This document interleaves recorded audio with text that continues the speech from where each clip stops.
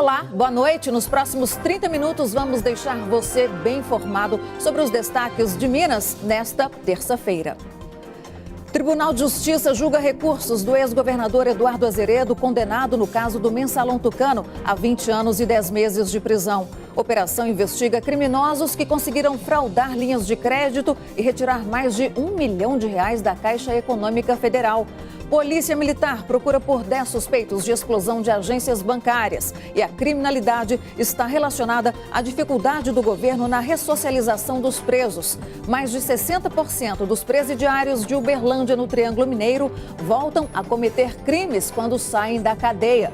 O atraso nas correspondências tem sido uma reclamação de alguns moradores da capital. E isso pode estar relacionado à crise financeira que fez com que centenas de carteiros fossem demitidos. Quem tem dúvidas sobre a compra e o financiamento de imóveis pode contar com a ajuda gratuita de especialistas. Nós vamos te mostrar o que fazer se você tem medo de perder o seu imóvel porque está com as contas atrasadas. No quadro Malas Prontas, vamos visitar o Santuário do Caraça, destino de fiéis e turistas que se encantam com as belezas naturais e históricas da região. E um projeto social ajuda jovens com síndrome de Down a entrarem no mercado de trabalho. Estas e outras notícias você vai ver a partir de agora.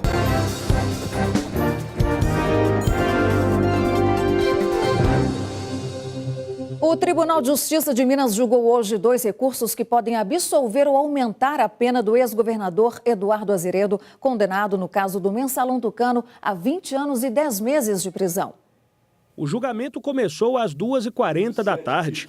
O Ministério Público de Minas Gerais afirma que o ex-governador do estado, Eduardo Azeredo, participou ativamente dos desvios de recursos para a reeleição dele em 1998 e quer, por isso, a sustentação da sentença dada em primeira instância de 20 anos e 10 meses de prisão.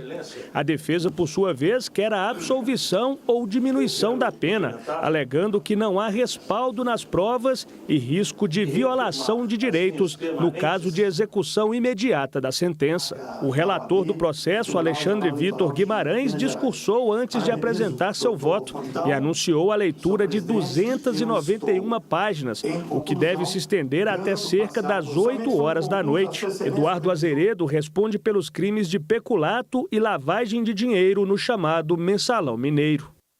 A Polícia Federal cumpriu 7 mandados de busca e apreensão hoje em Montes Claros e Várzea da Palma, no norte de Minas. A repórter Yara Fantoni, ela acompanhou esse caso e tem os detalhes direto da nossa redação. Boa noite, Yara. Quais são os detalhes? Boa noite, Luciana. Mais de R$1.300.000 já teriam sido desviados aí. De acordo com informações da polícia, a operação chama Geração Perdida e investiga uma organização criminosa suspeita de falsificação de documentos para obter linha de crédito e retirada de dinheiro da Caixa Econômica, Luciana. Os investigados estão sendo indiciados por estelionato qualificado, falsidade ideológica e uso de documentos falsos. E a Polícia Militar procura os suspeitos de explodirem 2 agências bancárias na madrugada desta terça-feira em Dores do Indaiá, na região centro-oeste do estado. A Yara também tem os detalhes desse crime. Conta pra gente agora, Yara. Isso mesmo, Luciana. 2 homens fortemente armados invadiram esses locais aí que ficam a 300 metros do centro da cidade. 2 caminhonetes grandes foram usadas para a fuga. A polícia ainda não sabe a quantia de dinheiro que foi levado. Um cerco policial foi montado, mas até o momento, Luciana, ninguém foi preso. A polícia continua a investigação. O Tribunal Regional Eleitoral de Minas cassou pela 3ª vez os mandatos da prefeita e do vice de Santa Luzia na região metropolitana. Yara, do que esses políticos são acusados? Gasto excessivo com publicidade, Luciana. Mais 4 ações, estão acontecendo e 2 já foram julgadas com a cassação. Então, o que a gente espera é que agora sejam analisadas, cabe ainda o recurso, ela já entrou com esse recurso e seria por uso inadequado dos jornais durante a campanha de 2014 e ela também teria enviado mensagem de celular para diretores, de escolas para que os pais fossem, de alguma forma, interferissem aí nos alunos durante as eleições. Os pais de alunos pudessem votar, alguma coisa nesse sentido, Luciana. Aí estão algumas imagens, ela e o seu vice. Muito bem, obrigada, Yara. Boa noite para você. Boa noite, Luciana. E as polícias militar e rodoviária federal apreenderam mais de 1,5 toneladas de maconha em 2 operações realizadas nesta segunda-feira em Belo Horizonte e também região metropolitana. A maior ocorreu no bairro Pilar, na região do Barreiro, onde a PM flagrou 1.200 quilos da droga sendo descarregados aí em uma casa. A droga foi transportada do Mato Grosso para a capital mineira em um veículo com placa clonada. 2 homens foram presos em flagrante.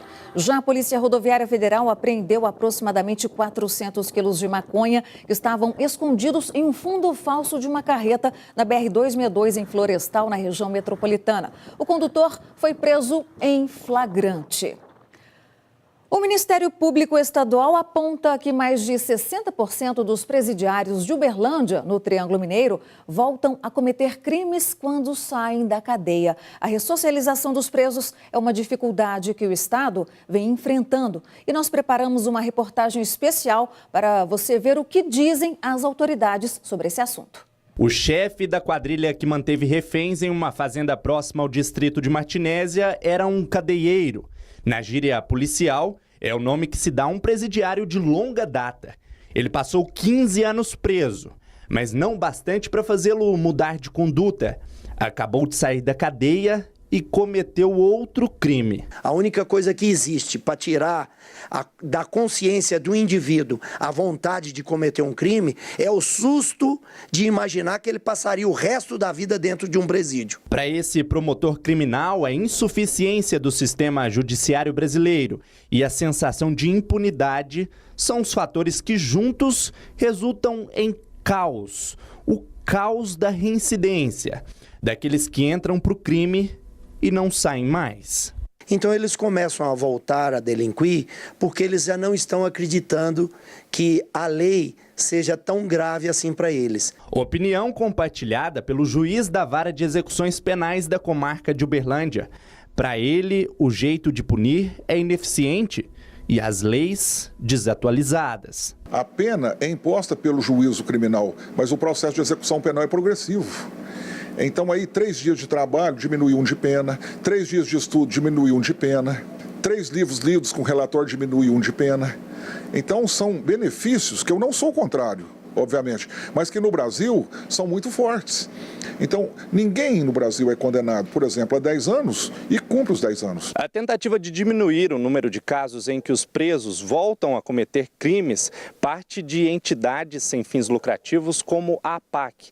A Associação de Proteção e Assistência aos Condenados busca ensinar uma nova profissão aos presos, para que eles possam se reinserir à sociedade, até mesmo no mercado de trabalho, quando forem soltos. Mas faz quase 2 anos que a APAC em Uberlândia está sem funcionar. A antiga sede ficou pequena. Uma nova está sendo construída ao lado da penitenciária Pimenta da Veiga. Mas a obra está parada. O Estado parou de mandar recursos. Falta 30% para a conclusão da obra. E nós estamos construindo 204 vagas novas para a APAC. É um sistema totalmente diferente do que existia e do que existe no sistema prisional. Uma reclamação que tem sido frequente na nossa redação é em relação ao atraso na entrega de correspondências. Transtorno decorrente da crise dos Correios aqui em Minas. Segundo o Sindicato dos Trabalhadores dos Correios, houve diminuição no quadro de funcionários, principalmente de carteiros. A diminuição no quadro de funcionários dos Correios, especificamente os carteiros, tem prejudicado algumas pessoas em relação ao serviço de entrega de correspondências. Liguei para a empresa para avisar que eu não tinha recebido a fatura, entendeu? E ela veio com um preço maior, porque a fatura anterior não chegou, então ela veio com um preço maior para mim. Tem vezes que a conta chega na minha casa já está com 15 dias já de vencida E eu tenho que estar sempre indo na loja pegar. Hoje mesmo já fui pegar o papel para pagar, que não chegou. De acordo com a assessoria de comunicação dos Correios, só esse ano em Minas Gerais, 11 agências foram fechadas. Até o fim do ano, outras 16 também serão fechadas. Ainda segundo a assessoria de comunicação, essas unidades estão sendo fundidas e os funcionários realocados. Mas segundo o sindicato que representa a categoria em todo o país, a baixa é de 17 mil funcionários, dos 117 mil. 250 agências devem ser fechadas até o fim do ano. A situação já se reflete na prestação de serviços. O governo federal, ele instituiu o DDA. O que é isso? A distribuição domiciliar alternada. Dia sim, dia não. Os trabalhadores dos Correios querem e exigem o retorno da distribuição diária, certo? Para remediar a falta do efetivo, não tem concurso há 6 anos, o governo implantou esse sistema, que a população está reclamando. Ainda segundo o sindicato, com a prerrogativa de crise financeira, outros 25 mil funcionários devem ser demitidos, o que pode agravar ainda mais o serviço de entrega de correspondências. Este especialista alerta que tanto consumidores quanto empresas devem ficar atentos quanto à data de vencimento das contas. As empresas, sabendo desse problema, devem avisar os consumidores da possibilidade desse atraso, para que esses consumidores possam ser liberados do pagamento das multas ou dos encargos, ou que eles tenham a possibilidade de fazer o pagamento de uma outra forma.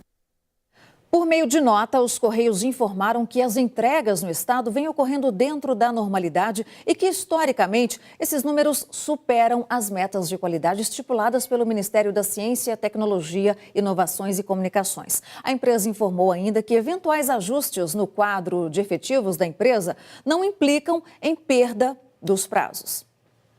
Centenas de produtores rurais da região noroeste de Minas se reuniram hoje no Seminário de Tendências do Agronegócio realizado em Paracatu.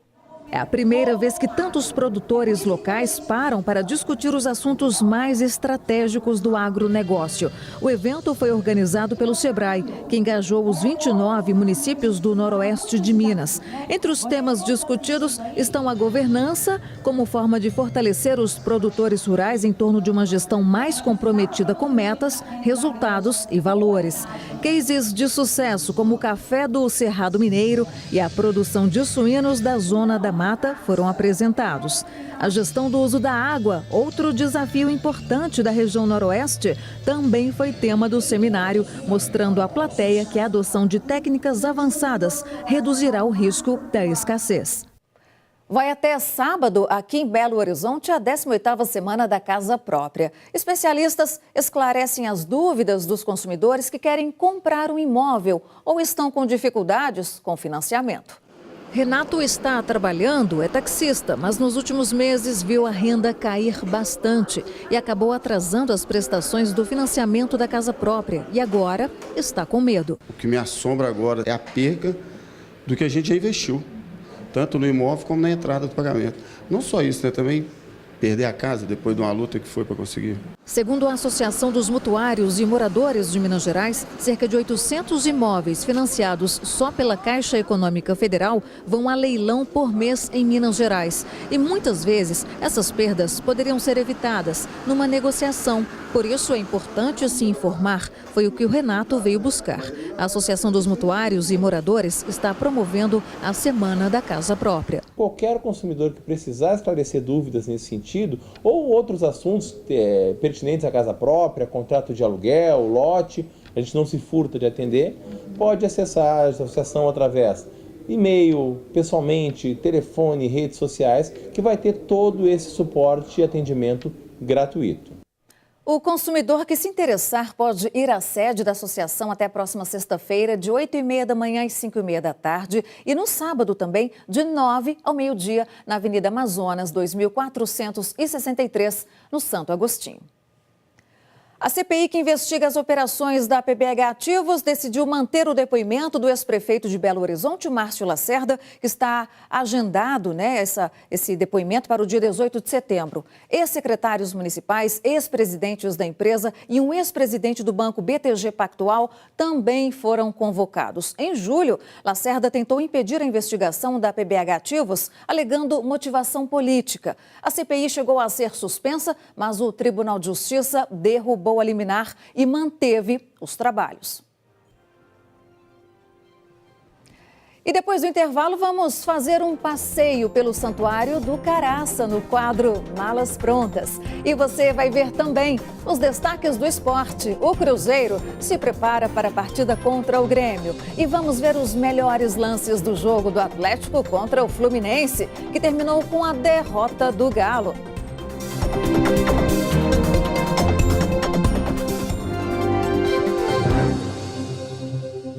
Estamos de volta e vamos falar agora do futebol. E o André Salles já está aqui com a gente. Boa noite, André. Boa noite, Luciana. Boa noite para todo mundo. Pois é, ontem, não deu não. O Galo perdeu para o Fluminense com placar de 2-1 e a partida foi bem disputada. O Atlético até que conseguiu empatar, mas no final não deu para o Galo, não. O que aconteceu, André? Pois é, Luciana, você falou muito bem. O Atlético fez um primeiro tempo ruim. O Vitor, inclusive, a gente está vendo as imagens aí. O Vitor foi o melhor jogador em campo, com certeza, do primeiro tempo. Então, o Atlético acabou saindo perdendo por 1-0. Conseguiu voltar bem melhor no segundo tempo, empatou o jogo, parecia que ia vencer, com muitas oportunidades sendo desperdiçadas, e aí no final acabou levando aí realmente um castigo. O Fluminense é uma equipe formada por jogadores jovens, tem um jogador muito competente em marcar gols, o Henrique Dourado, que fez dois gols e acabou então colocando o Atlético um pouco mais longe do grupo dos 6 primeiros colocados, a chamada zona da Libertadores, e mais próximo da zona de rebaixamento, ou seja, o Atlético precisa vencer para melhorar na tabela. E aí até trazendo uma informação, já se movimenta a diretoria do Galo para tentar melhorar o plantel. E aí um jogador que o torcedor do Atlético vai se lembrar, o Cleiton, estava emprestado ao Corinthians, o Atlético requisitou esse jogador de volta, negociações avançadas, parece que o Cleiton vem. E um detalhe importante, o Cleiton veio na troca com o Marlone, mas apesar disso o Marlone ficaria, não seria devolvido para o Corinthians, ou seja, Marlone, Cleiton, muitas opções, Valdívia foi bem ontem, muitas opções para tentar melhorar. Olha aí, trazendo uma novidade para a gente. Agora falando do Cruzeiro, que pega amanhã o Grêmio aqui em Belo Horizonte, já é recorde de público, não é isso? Exatamente, mais de 50 mil ingressos vendidos, ou seja, vai ser o maior público do estádio nesse ano, Então, casa cheia, e o Cruzeiro tem uma missão difícil. O Grêmio é uma equipe muito boa, fez o resultado de 1-0, que é extremamente complicado, traiçoeiro, porque se o Grêmio marca uma vez, o Cruzeiro tem que fazer 3. Vamos aguardar esse jogão. Vamos aguardar e você amanhã volta trazendo todos os detalhes. Com certeza. Obrigada, André. Boa noite. Boa noite. E a gente agora faz uma viagem pela Serra do Caraça, que é o nome dado a um trecho da Serra do Espinhaço, localizado em Santa Bárbara. A cidade, que é conhecida pela produção de mel, também é parada obrigatória para fiéis e turistas que se encantam com as belezas naturais e históricas daquela região. O Santuário do Caraça é o nosso destino de hoje, do quadro Malas Prontas. Conhecida como a Cidade do Mel, Santa Bárbara, a cerca de 100 quilômetros de Belo Horizonte, integra o circuito da Estrada Real. Foi uma importante rota de passagem da corte portuguesa, entre o Rio de Janeiro e as minas do estado. Algumas construções e casarões da época estão preservados, como a Igreja Matriz, de 1724, a Cadeia, a casa do ex-presidente Afonso Pena. Ele foi o 6º presidente do Brasil, porém o primeiro mineiro. Ele nasceu aqui, neste casarão aqui, e ele foi o nosso presidente, trazendo grandes vantagens para a gente aqui em Santa Bárbara. O município, que possui aproximadamente 27 mil habitantes, abriga o Santuário do Caraça. O nome é justamente por causa dessa parte da Serra do Espinhaço que lembra a cara de um gigante. A reserva possui 11 mil hectares, uma mistura de cerrado com o verde exuberante da Mata Atlântica. E é berço de uma infinidade de espécies de plantas e animais. E são 2 biomas de destaque que nós temos aqui no Brasil, que abrigam uma grande biodiversidade. As construções do século XVIII, herdadas pela coroa portuguesa, foram usadas durante muitos anos para educação e formação religiosa. Uma parte chegou a ser consumida pelo fogo em 1968. Cerca de 25 mil livros viraram cinzas. Porém, outros 15 mil foram salvos e, atualmente, juntos com outros objetos, estão preservados e ajudam a contar parte dessa história. O Caraça, ele é digno de ser visitado várias vezes, pela questão da diversidade, da fauna e flora e pela diferença. Cada época do ano é de um jeito. O Caraça recebe cerca de 70 mil pessoas por ano. Gente de todo canto. Famílias, estudantes, amigos, pessoas com espírito de aventura para explorar trilhas, grutas e pequenas cachoeiras. Pela distância e dificuldade de acesso, alguns locais só podem ser visitados com a presença de guias, uma segurança a mais para os visitantes. Caraça tem opções e atrações para todo tipo de idade, físico e disponibilidade. Um dos momentos mais esperados da noite está acontecendo agora.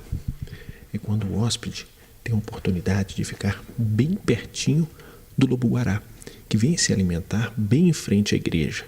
Estou inclusive falando baixinho, justamente para não assustar o animal. A noite ainda nos reservou outra boa surpresa. Quem deu o ar da graça foi a anta. Conseguimos ficar bem pertinho dela, até que o animal fosse embora e desaparecesse na escuridão. Achei muito emocionante, né? E eu nunca imaginei que eu ia ver uma cena dessa. Que delícia de passeio. E veja a seguir, um projeto social ajuda os jovens com síndrome de Down a entrarem no mercado de trabalho.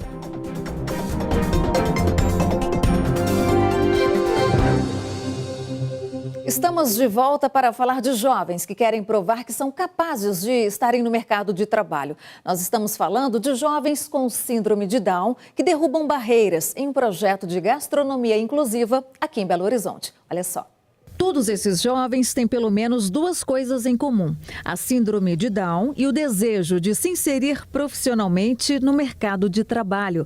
E para isso, eles estão tendo a oportunidade de derrubar barreiras e dar o primeiro passo por meio de um projeto gastronômico inclusivo. A gente está capacitando, a gente está treinando, a gente está tentando abordar todas as deficiências que esses meninos têm e potencializar o que eles têm de bom, né? Que é essa questão do empenho, essa questão da vontade, a afetividade, né, o entusiasmo em fazer um trabalho. Com a técnica recebida no treinamento, Rafael mostra na prática o que aprendeu: servir com excelência. Eu soube que você tem um sonho. Quero saber que sonho é esse.